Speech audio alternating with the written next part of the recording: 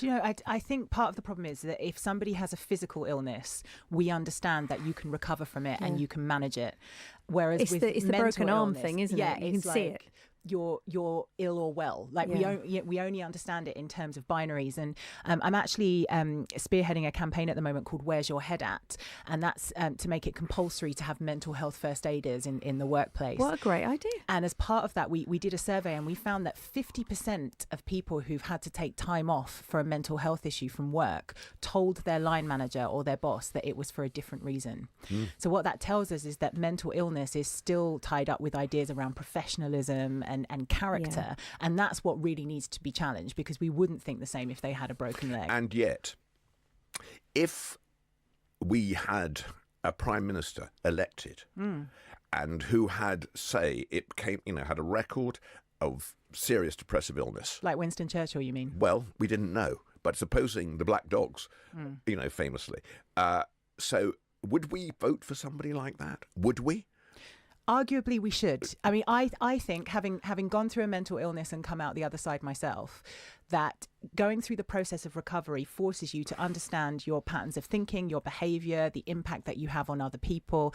You come out of the process of recovery much saner than somebody who was never mentally ill in the first place, I think. Yes, but if you're bipolar, right, which again could be managed. Yeah, I'm not saying that it's not, but I mean, effectively, guess we. You're saying if someone was bipolar openly and admitted it and stood for office? Yes. Would you vote for them? We should. Would you? I'm not sure that I would, to be honest with you. I don't, because I would be concerned that, if they had their finger on the button, were we to discover that Donald Trump was bipolar, it probably wouldn't be enough to shake his base off, but, would we? I mean, these are... It's difficult.